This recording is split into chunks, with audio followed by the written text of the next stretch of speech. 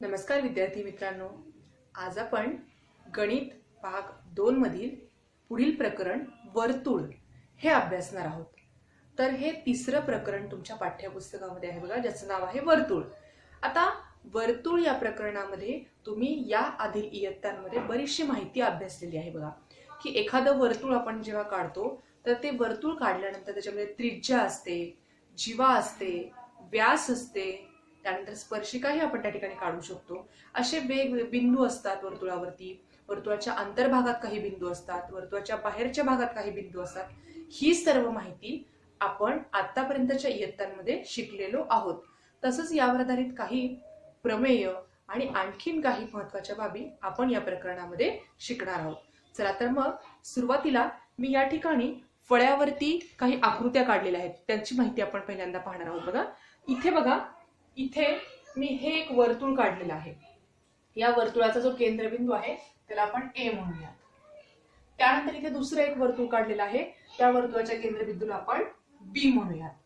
आता इथे लक्षात घ्या मुलांनो, ए केंद्र असलेलं वर्तुळ आणि बी केंद्र असलेलं वर्तुळ, ही दोन्ही वर्तुळे जी आहेत या दोन्ही वर्तुळांची त्रिज्या सारखीच आहे, म्हणून आपण त्याला एकरूप वर्तुळे म्हणू शकतो। समजा या वर्तुळाची त्रिज्या 3 सेंटीमीटर असेल तर याही वर्तुळाची त्रिज्या 3 सेंटीमीटर तुम्हाला मिळणार आहे, म्हणून त्या वर्तुळांना आपण एकरूप वर्तुळे असं म्हणतो। त्यानंतर बघा इथल्या आकृतीमध्ये मी दोन वर्तुळ काढलेली आहेत। पहिलं जे वर्तुळ आहे याला इथे मी ओ नाव देते, वर्तुळाच्या केंद्रबिंदूला ओ नाव देते। आता बघा आतलं जे वर्तुळ आहे त्याची त्रिज्या लहान असणार आहे आणि बाहेरचं जे वर्तुळ आहे त्याचा सुद्धा केंद्रबिंदू ओच आहे, फक्त त्याची त्रिज्या कशी असणार आहे, जास्त असणार आहे। मग या ठिकाणी या दोन्ही वर्तुळांचा म्हणजे बाहेरचं वर्तुळ आणि आतलं वर्तुळ या वर्तुळाचा जो केंद्रबिंदू आहे तो एकच आहे, म्हणून त्याला समकेंद्री वर्तुळे असं म्हणतात। यानंतर इथे मी या तिसऱ्या आकृतीमध्ये आणखीन दोन वर्तुळ काढलेली आहेत, परंतु ही दोन वर्तुळे बघा, पहिल्या वर्तुळाचा केंद्रबिंदू समजा मी याला म्हणलं पी आहे, पी हा या पहिल्या वर्तुळाचा केंद्रबिंदू आहे आणि इथे मी समजा नाव दिलं क्यू, तर क्यू हा दुसऱ्या वर्तुळाचा केंद्रबिंदू आहे। परंतु या तिसऱ्या आकृतीमध्ये बघा ही दोनही वर्तुळे एकमेकांना दोन भिन्न बिंदूंमध्ये छेदतायत, म्हणजे पहिला हा जो बिंदू आहे इथे एक छेदताय आणि इथे एक छेदताय, म्हणजे दोन भिन्न बिंदूंमध्ये छेदतायत, म्हणून आपण त्यांना छेदणारी वर्तुळे असं म्हणतो। बघा या ठिकाणी आपण एकरूप वर्तुळे, त्यानंतर समकेंद्री वर्तुळे आणि छेदणारी वर्तुळे हे तीन प्रकार या वर्तुळांचे पाहिलेले आहेत। तर या ठिकाणी एकरूप वर्तुळे म्हणजे त्यांची त्रिज्या सारखी असणारी, समकेंद्री म्हणजे दोन्हींचा केंद्रबिंदू एकच असणार आहे आणि छेदणारी वर्तुळे म्हणजे दोन भिन्न वर्तुळे दोन भिन्न बिंदूमध्ये छेदतात, यालाच आपण छेदणारी वर्तुळे असं म्हणतो।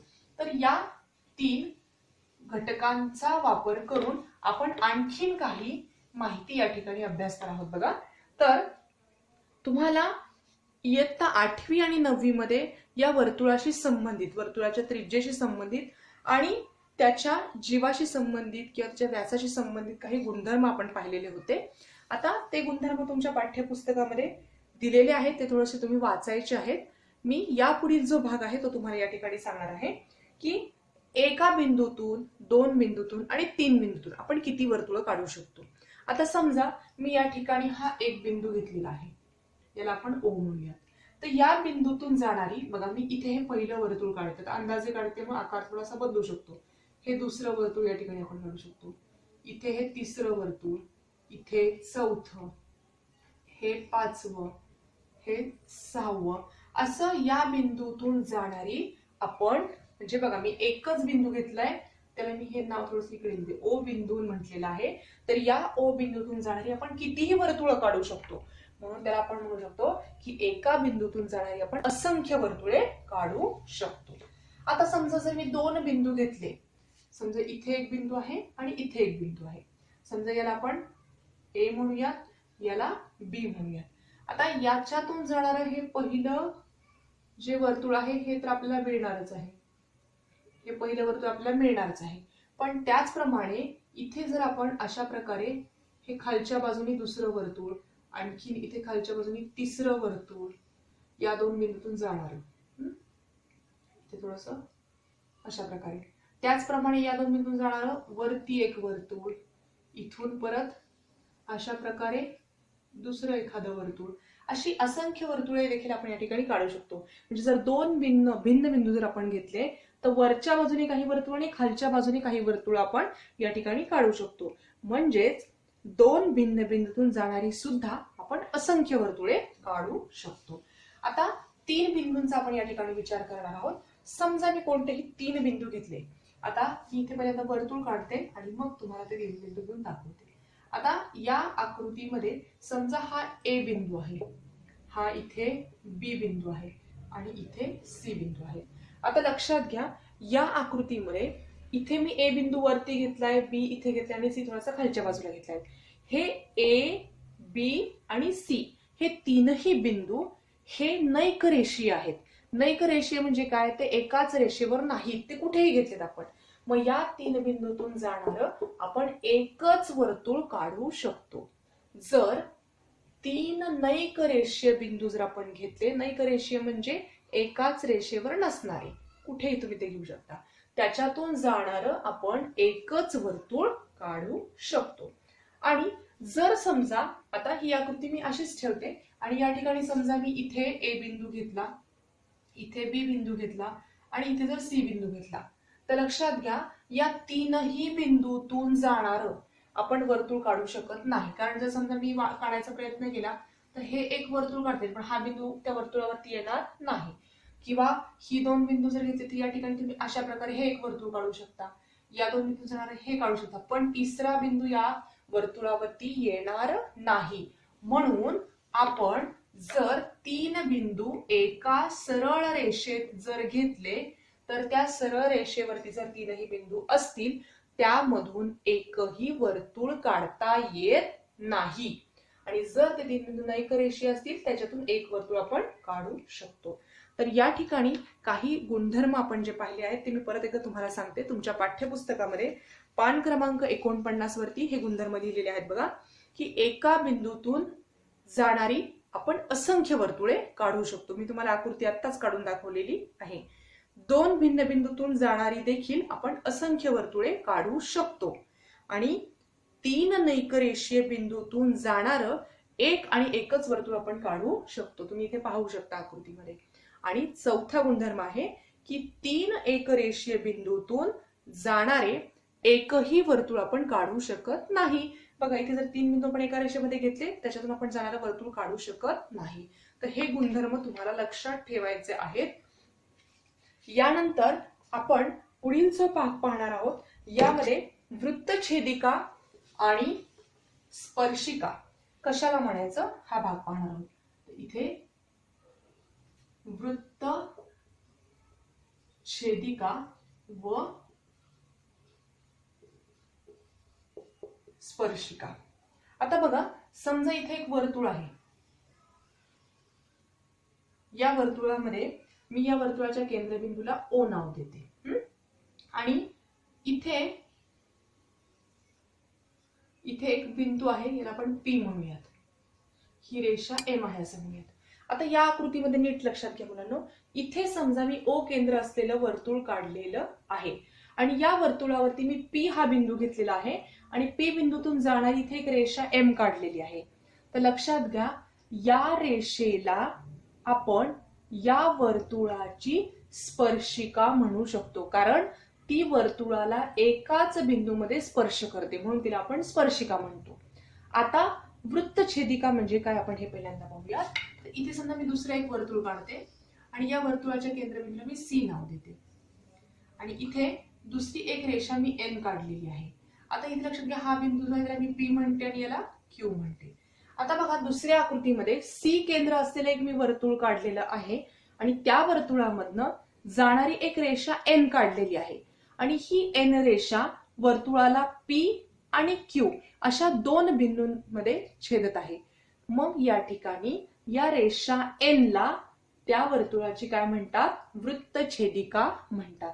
आता तुम्ही हे लक्षात कसं ठेवणार, तर लक्षात घ्या की वर्तुळाची वृत्तछेदिका वर्तुळाला दोन भिन्न बिंदूमध्ये छेदते, दोन भिन्न बिंदूत छेदते. आणि स्पर्शिका जी आहे ती वर्तुळाला एकाच बिंदूत स्पर्श करते. तर यावरून तुम्ही ते लक्षात ठेवू शकता. वृत्तछेदिका वर्तुळाला दोन भिन्न बिंदूमध्ये छेदते आणि स्पर्शिका वर्तुळाला एकाच बिंदूमध्ये स्पर्श करते. तर अशा प्रकारे वृत्तछेदिका आणि स्पर्शिका याच्या विषयीचं विश्लेषण मी तुम्हाला या ठिकाणी आकृतीमध्ये सांगितलेलं आहे. आतापर्यंत जेवढे गुणधर्म सांगितले आहेत त्याचा वापर करून आपण या ठिकाणी काही प्रमेय अभ्यासणार आहोत. चला तर मग आपण या प्रमेयांकडे जाऊयात. तर ही जी प्रमेय आहेत तर ही प्रमेय थोडीशी महत्वाची आहेत. या प्रमेयामध्ये पहिलं जे प्रमेय आहे बघा, स्पर्शिका त्रिज्या प्रमेय. त्याचं विधान मी तुम्हाला या ठिकाणी वाचून दाखवणार आहे. बघा, प्रमेय असं आहे की वर्तुळाच्या कोणत्याही बिंदूतून, यासाठी आपल्याला काय लागणार आहे, एक वर्तुळ लागणार आहे. मी पहिल्यांदा इथे आकृती तयार करते. समजा हे वर्तुळ आहे आणि वर्तुळाच्या कोणत्याही बिंदूतून जाणारी स्पर्शिका, समजा इथे ही वर्तुळाची स्पर्शिका आहे आणि आपण एल नाव देऊयात. इथे तिला एल नाव देऊ. हा वर्तुळाचा केंद्रबिंदू आहे, त्याला आपण ओ म्हणूयात. आणि बघा, वर्तुळाच्या कोणत्याही बिंदूतून जाणारी स्पर्शिका, मग त्या बिंदूला आपण इथे ए नाव देऊयात. तो बिंदू केंद्राशी जोडणाऱ्या त्रिज्येला, आता हा बिंदू केंद्राशी जोडणारा म्हणजेच हा केंद्रबिंदू यांना जोडणार आहे, म्हणजेच तो बिंदू केंद्राशी जोडणाऱ्या त्रिज्येला कशी असते, लंब असते. तर हे आपल्याला सिद्ध करायचंय.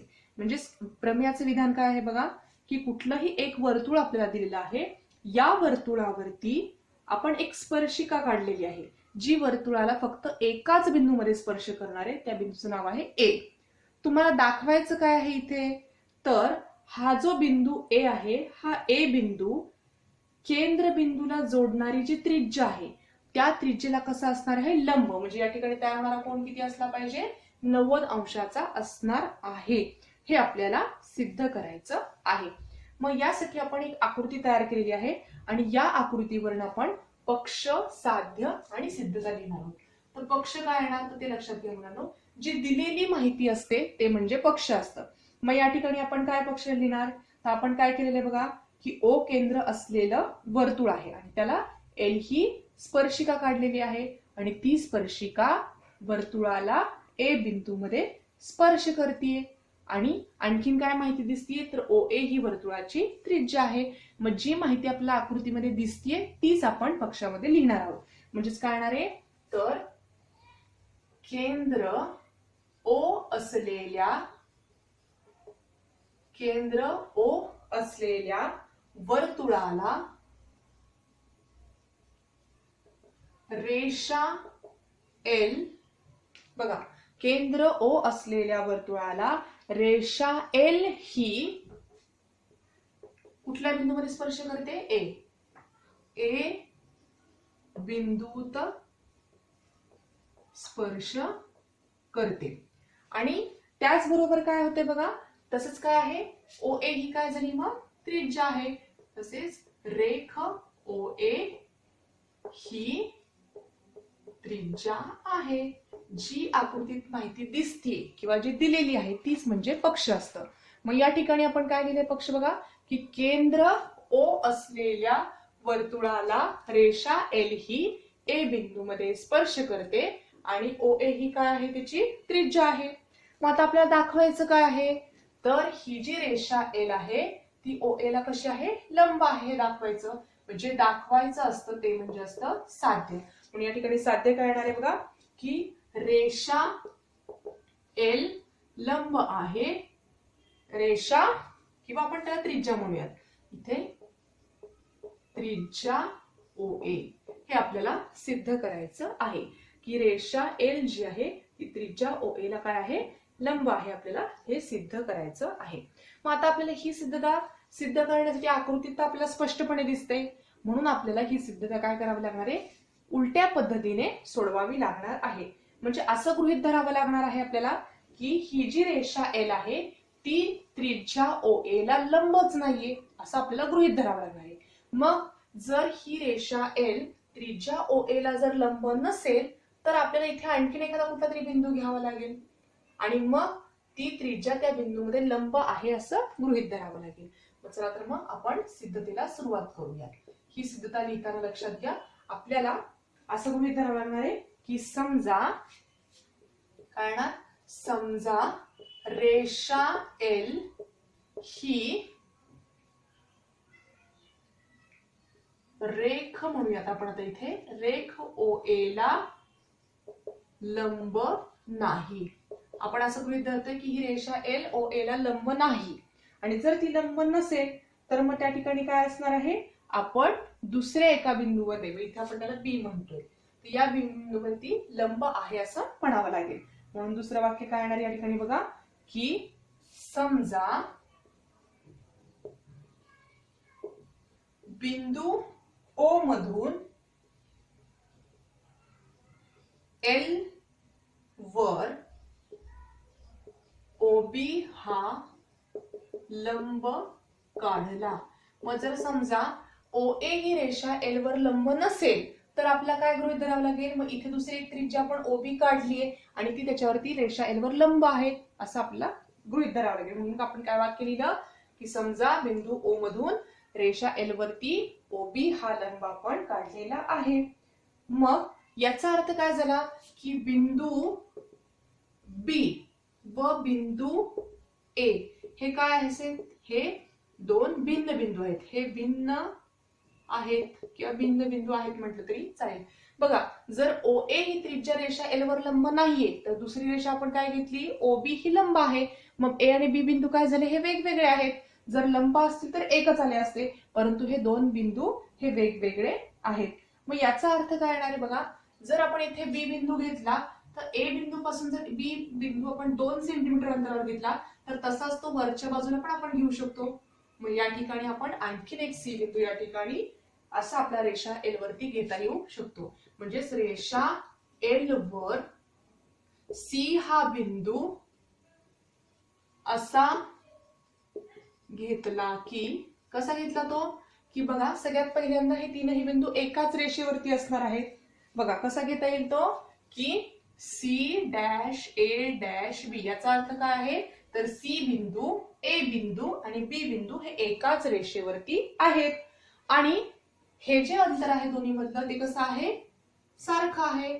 तसेच CA बरोबर AB म्हणजे ही दोन्ही अंतर कशी आहेत, सारखी आहेत. म्हणजे A बिंदू पासून B बिंदू आणि C बिंदू हे सारख्याच अंतरावरती आहेत. तर इथे लक्षात घ्या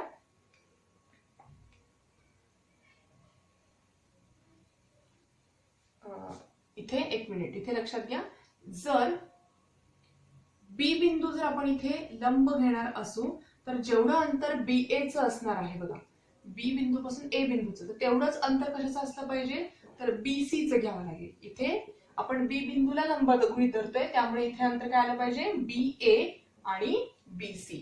तर हे अंतर आपल्याला त्या ठिकाणी घ्यावं लागेल. मग आता समजा मी इथे हा C बिंदू देखील इथे जोडते. मग या ठिकाणी काय झालं बघा आकृतीमध्ये, OB ही पण त्रिज्या झाली, OA ही पण त्रिज्या झाली आणि OC पण त्रिज्या झाली. आता आपण काय करणार आहोत तर या ठिकाणी आता ही जी आकृती आहे मी थोडीशी वेगळी इथे या ठिकाणी काढते जेणेकरून तुम्हाला समजणं सोपं जाईल. आता आपण या आकृतीमध्ये बदल कसा केला आहे बघा, इथे B बिंदू घेतलेला आहे, इथं A बिंदू घेतलेला आहे आणि इथे C बिंदू घेतलेला आहे. कारण आपण काय गृहीत धरले तर B बिंदू पाशी लंब आहे, ही रेषा एल आहे. म्हणजेच B बिंदू पाशी जर आपण लंब टाकलेला असेल तर हे विधान तुम्हाला इथे लक्षात येईल बघा. O बिंदू मधून B बिंदू पाशी जर लंब टाकलेला असेल तर BA हे अंतर हे BC इतकं असणार आहे. आणि आपल्याला काय करायचं आहे तर इथे बघा वरती एक त्रिकोण तयार होते आणि खालती एक त्रिकोण तयार होते.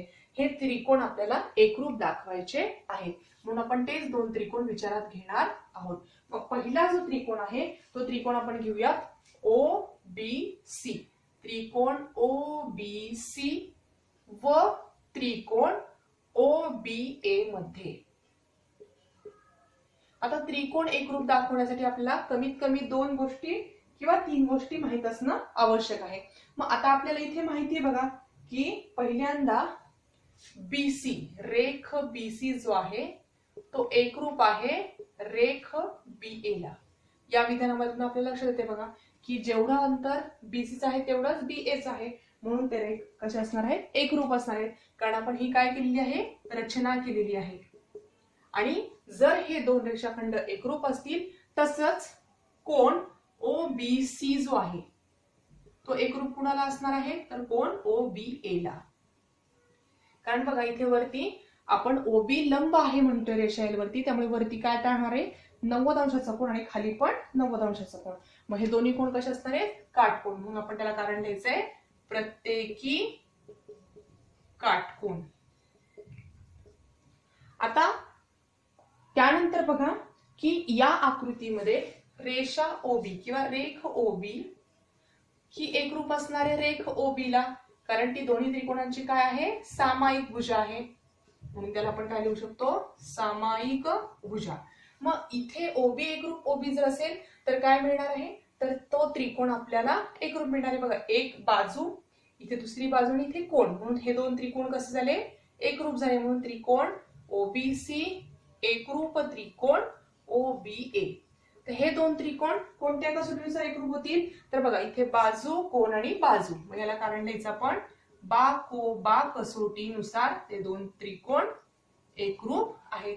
आणि जर त्रिकोण एकरूप असते त्याच्या संगत भुजा कशा असतात, एकरूप असतात. मग उरलेल्या बाजू कुठल्या आहेत, आता इथे बघा ओसी आणि ओए, म्हणून रेख ओसी एकरूप रेख ओए तुम्हाला मिळेल. बघा आकृतीमध्ये कुठल्या बाजू आल्या, ही बाजू एकरूप आहे याच्याशी तर दिलेलंच आहे, ही बाजू याच्यापाशीच एकरूप आहे, ते सामायिक भुजा आहे. उरलेली बाजू कुठली आहे, ओसी आणि ओए. मग हे जर दोन त्रिकोण आपण एकरूप दाखवले तर आपल्याला ओसी आणि ओए हे एकरूप मिळतील. आणि लक्षात घ्या, परंतु आपण गृहीत काय धरलेलं होतं, तर ओए ही काय आहे, त्रिज्या आहे. मग जर ओए ही त्रिज्या असेल आणि त्याचप्रमाणे ओसी देखील काय झाली, मग त्याची त्रिज्या झाली.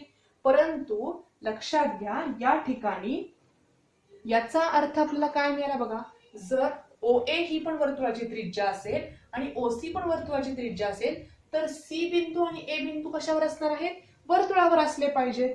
पण आपण जर इथल्या आकृतीमध्ये पाहिलं तर बी बिंदू आणि सी बिंदू, म्हणजे हा खालचा बी बिंदू आणि हा सी बिंदू, हे दोन भिन्न बिंदू आहेत. आणि मग ते एकाच वर्तुळावर येऊ शकतात का, तर नाही, तर ते एकाच वर्तुळावरती येऊ शकणार नाही. म्हणजेच हे आपण जे गृहीत धरलेलं विधान होतं की इथे, तर हे विधान चुकीचं आपल्याला मिळणार आहे.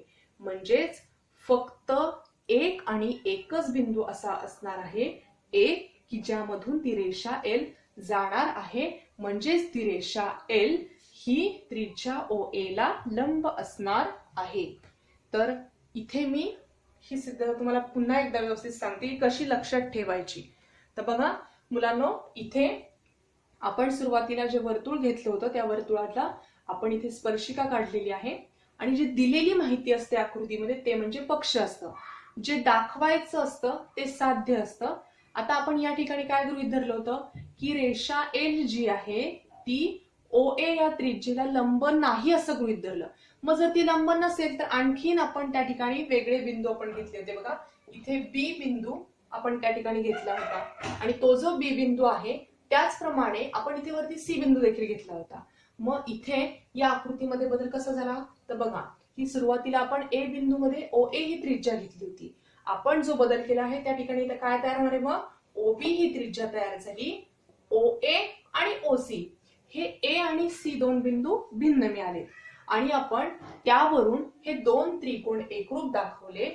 आणि जर त्रिकोण एकरूप असतील तर त्याच्या संगत भुजा कशा असतात, एकरूप असतात. म्हणजेच तुम्हाला इथे ओसी आणि ओए काय मिळाले होते, एकरूप मिळाले होते. आणि जर ओबी वर्तुळाची त्रिज्या असेल तर तसेच आपल्याला ओए आणि ओसी या देखील वर्तुळाच्या त्रिज्या मिळतील. मग जर ओए आणि ओसी जर वर्तुळाच्या त्रिज्या असतील तर याचा अर्थ असा झाला की ए बिंदू पण वर्तुळावरती आहे, बी बिंदू पण वर्तुळावरती आहे आणि सी पण बिंदू वर्तुळावरती आहे.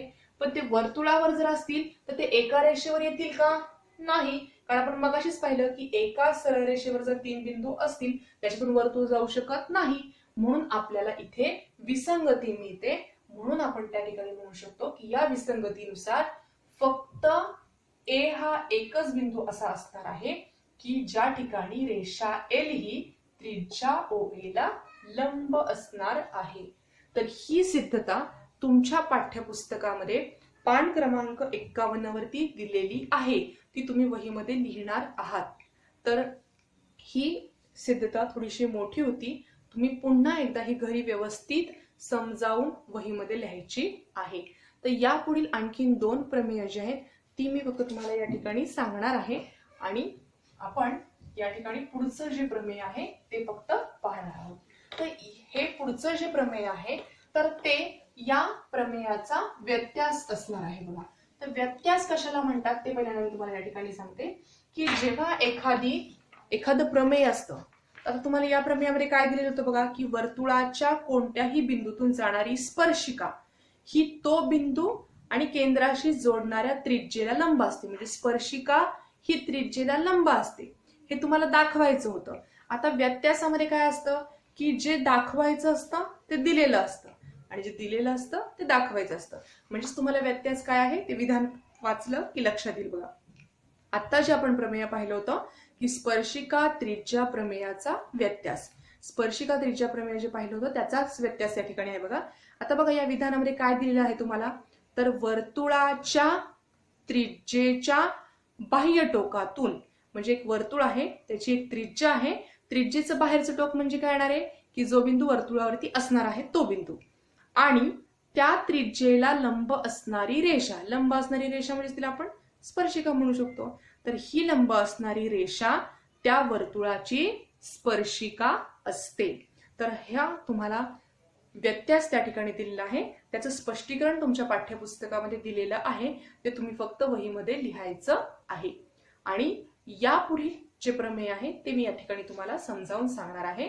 तुमच्या पाठ्यपुस्तकामध्ये पान क्रमांक 53 वरती स्पर्शिका खंडांचं जे प्रमेय आहे ते मी तुम्हाला या ठिकाणी सांगते बघा.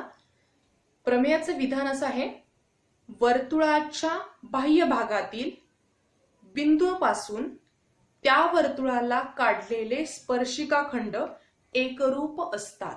तर त्याआधी स्पर्शिका खंड कशाला म्हणायचं हे मी तुम्हाला पहिल्यांदा या ठिकाणी दाखवते. मी इथे एक आकृती काढते आणि त्या आकृतीवरून तुम्हाला स्पर्शिका खंड कशाला म्हणायचं हे पहिल्यांदा सांगते. आता समजा इथे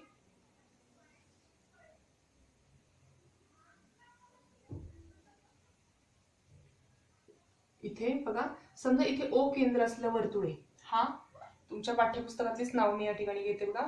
इथे P बिंदू आहे, इथे Q बिंदू आहे आणि आपण R म्हणूयात.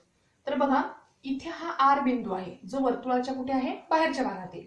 तर या R बिंदूतून इथे वरती मी जी रेषा वर्तुळाला स्पर्शिका काढली ती P बिंदूमध्ये स्पर्श करते आणि इथून खालच्या बाजूला ती जी रेषा काढली ती Q बिंदूमध्ये स्पर्श करते. तर या ठिकाणी पहिला P आणि R हे जे अंतर आहे या अंतराला आपण स्पर्शिका खंड म्हणतो. स्पर्शिका खंड म्हणजे काय, तर वर्तुळाच्या बाहेरील बिंदूतून वर्तुळाला काढलेली जी स्पर्शिका असते तर त्या बिंदू मधलं आणि त्या स्पर्श बिंदू मधलं अंतर म्हणजे स्पर्शिका खंड. म्हणजेच इथे पहिला स्पर्शिका खंड असणारे PR आणि खाली असणारे QR. हे दोनही स्पर्शिका खंड सारख्याच लांबीचे असतात. म्हणजे हे जर अंतर वरचं 10 सेंटीमीटर असेल तर खालचं देखील अंतर 10 सेंटीमीटर असणार आहे. तर हे पहिल्यांदा लक्षात ठेवा. त्यानंतर इथून आपण ही OR अशा प्रकारे हे पण जोडू शकतो. आणि दुसरी गोष्ट, जर मी इथे OP ही त्रिज्या काढली तर या ठिकाणी ती लंब असते. तसंच इथे OQ जर काढलं तर OQ सुद्धा इथे या स्पर्शिका खंडाला लंब असतो. हे लक्षात ठेवा. आता आपण आपल्या प्रमेयाकडे जाऊया. तर प्रमेयाचं जे विधान आहे त्या विधानावरून आपण माहिती लिहिणार आहोत बघा. तर पहिल्यांदा काय दिले बघा की वर्तुळाच्या बाह्य भागातील बिंदूपासून त्या वर्तुळाला काढलेले स्पर्शिका खंड एकरूप असतात. मी तुम्हाला आता सांगितलं की वरची जर 10 सेंटीमीटर असेल तर खालची पण 10 येते. तेच आपल्याला दाखवायचं आहे या प्रमेयामध्ये. तर त्यासाठी मी पहिल्यांदा काय करते, आकृती काढते. इथे मी एक वर्तुळ काढलेले बघा आणि या वर्तुळाला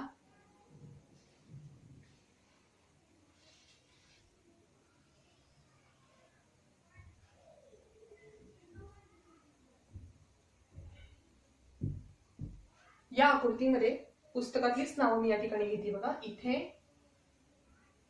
या दोन त्रिज्या झाल्या. हा ए बिंदू आहे, इथे मी याला पी म्हणतीये. यानंतर या खालच्या बिंदूला आपण क्यू नाव देऊया. तसंच या रेषा आपण इकडे जर वाढवल्या तर अशा प्रकारे या दोन रेषा तुम्हाला मिळतील. या बिंदूला आपण डी म्हणणार आहोत. आता बघा, तुम्हाला या आकृतीमध्ये ए केंद्रबिंदू असलेले एक वर्तुळ दिसते. त्या वर्तुळाच्या बाहेर आपण डी बिंदू घेतलेला आहे.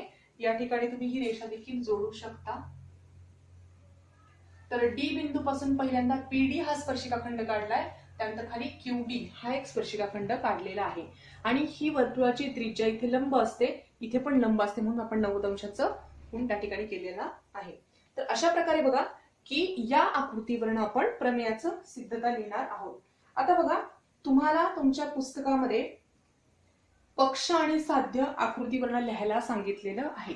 तर या आकृतीमध्ये बघा की ओ केंद्र असलेल्या वर्तुळाच्या बाहेर डी हा बिंदू आपण घेतलेला आहे. पीडी आणि क्यूडी हे दोन स्पर्शिकाखंड आहेत. तसेच एपी आणि एक्यू या त्रिज्या आहेत, ही दिलेली माहिती. आणि दाखवायचं काय आहे किंवा साध्य काय असणार आहे, तर तुम्हाला दाखवायचं आहे की रेख डीपी हेच आपलं साध्य आहे. ते मी फक्त या ठिकाणी लिहिते जेणेकरून तुमच्या लक्षात येईल. बघा, रेख डीपी एकरूप रेख डीक्यू हे तुम्हाला सिद्ध करायचं आहे. म्हणजे हे स्पर्शिकाखंड एकरूप आहेत किंवा सारख्या लांबीचे आहेत, आपल्याला हे सिद्ध करायचे. त्यासाठी आपण एक रचना आकृतीमध्ये केली की ए डी हा रेषाखंड जोडलेला आहे. त्यावर आपल्याला दोन त्रिकोण मिळतात. बघा, पहिला जो त्रिकोण आहे त्रिकोण पी ए डी. बघा, त्रिकोण पी ए डी व त्रिकोण क्यू ए डी मध्ये हे दोन त्रिकोण आपण एकरूप दाखवले की आपल्याला स्पर्शिकाखंड एकरूप मिळतील. आता तुम्हाला कृती करायची आहे या प्रमेयामध्ये. मी पहिल्यांदा इथे बाजू पी ए घेते. बघा, बाजू पी ए एकरूप तुम्हाला पुढचं लिहायचंय. बघा, पी ए म्हणजे ही त्रिज्या आहे, तर इथे कुठली बाजू येणार मग क्यू ए, म्हणून इथे येणारे बाजू क्यू ए हे तुम्हाला पाठ्यपुस्तकात लिहायला सांगितलेलं आहे. कारण त्या एकाच वर्तुळाच्या त्रिज्या आहे. त्याला कारण काय दिले, एकाच वर्तुळाच्या त्रिज्या. आता दुसरं जे विधान आहे ते बघा, बाजू एडी एकरूप बाजू एडी, तीच बाजू त्याच बाजूशी एकरूप आहे. कारण ही काय आहे, तर सामायिक भुजा हे तुम्हाला लिहायला सांगितलेलं आहे. ही आहे सामायिक भुजा, हे तुम्ही लिहायचं आहे. आता तिसरं जे वाक्य आहे ते बघा, कोण एपीडी, कोण एपीडी म्हणजे आकृतीमध्ये कोण एपीडी बरोबर कोण एक्यूडी.